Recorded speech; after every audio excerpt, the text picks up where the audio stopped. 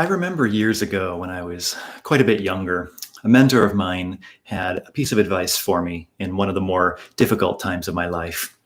He likened it to a ship's captain who finds himself in the midst of a horrible storm and fears for his life and decides to try to just keep the ship upright. He navigates down right through the troughs of the waves, knowing that once the storm is blown over, it'll be time to recalibrate his directions and I remember years ago, much younger, I remember that when I was much younger, a mentor of mine gave me a good piece of advice. During one of the difficult times of my life, he said, during a terrible storm, the captain of a ship doesn't worry about reaching their destination. Instead, they simply worry about keeping the ship upright. They steer the ship into the troughs of the waves and try to just ride out the worst of the storm. And then once things have blown over, they can take their bearings again and rechart a course to where they were headed. These last number of months have felt at many moments like a terrible storm. And I'm happy to say that we've done far more than to just keep the USS Temple Sinai afloat. In fact, we've sailed remarkably well through the storm. We've brought Sinai into your home using Zoom. We've had volunteers calling and checking in on our members to make sure that they're doing all right.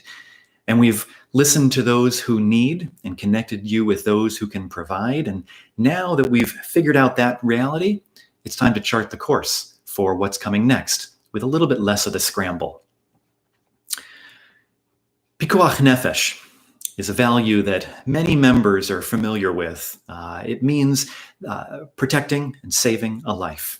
It's one of the most important mitzvot that we have in our tradition. Now, there may be many different opinions about the severity and the level of risk to a group of worshipers coming together for the high holidays. But at the end of that conversation, it became absolutely clear to us that as we plan for this season, there is only one decision that we could have made about what our experience could look like. And now we'd like to tell you a little bit more about that. First, let me tell you how we went about making our decision. We decided to focus on the values of this experience. We went to the board members and the ritual committee, and I talked to a sampling of congregants to find out what was most important to them about the High Holy Days at Temple Sinai. What resounded from them was that it was our relationships that matter most. Like a family reunion, we look forward to regathering and seeing each other these two special days of the year and viewing the strength of our congregation. And there needs to be a chance to look in the spiritual mirror and to make new commitments about our personal growth for the upcoming year. Many of you mentioned the musical touch point that the holidays remind us of, that they connect us to who we are and where we've come from, our roots. Some of you said that you absolutely have to hear the sound of the shofar to make it a meaningful moment. And others remember the times that they come up to the ark and stand in that island of quiet, sanctified space privately right in front of the Torahs. The good news is that we're developing a still evolving plan to answer most of those goals, not in the way that you're accustomed to. We'll tell you more about that in a moment, but first, I want to offer you a word of encouragement. We have already imagined a new world. We've learned how to make the best out of this time of crisis. In my experience, there is not one person I've spoken to out there who hasn't surprised themselves with their ability to adapt, and in countless examples that I've heard, to find blessing and opportunity where we first saw only limitations. So I'm going to encourage you to approach all of this with that in mind. The holidays are not going to look like they have ever looked before, but that's not uniformly a loss. There will be some surprising opportunities that this affords us, and Temple Sinai will enjoy things that it never has been able to before. And now, a few details. We're going to have a very small group together in the sanctuary made up of the clergy, our accompanist, Alex Rubenstein, our quartet, and a couple of tech guys. And that's it. We're going to be spread out across the whole of the room to permit for distancing and safety, and nobody else will be able to be there with us for the service. But this will permit us to deliver a musical experience, which is familiar. We plan to be streaming the service and using Zoom.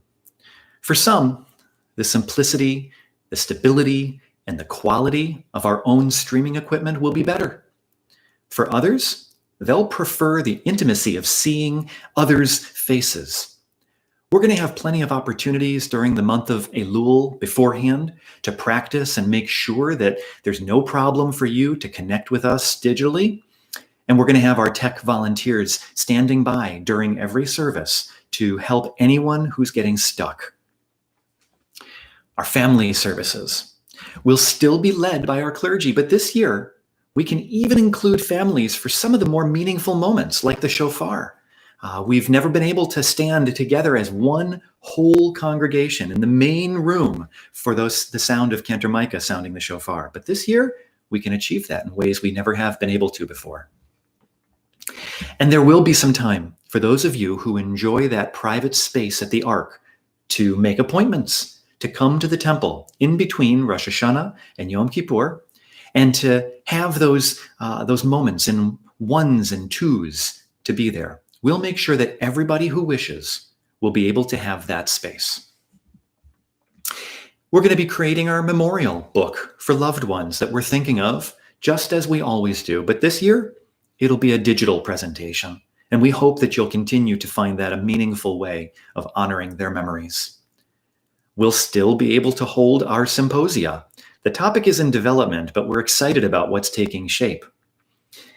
Now, as always, if you have comments, suggestions, or requests of us, we stand by ready to receive them. This is a time for creativity, and that is not limited to the professionals and the leaders of the congregation. We look forward to hearing what you have to say. And now, as a final note, I want to remind you that while we will be apart in body during these holidays, we're working very hard to ensure that we will be together in every other way. Until then, I wish you well, and I wish you shalom. Thanks. Bye-bye.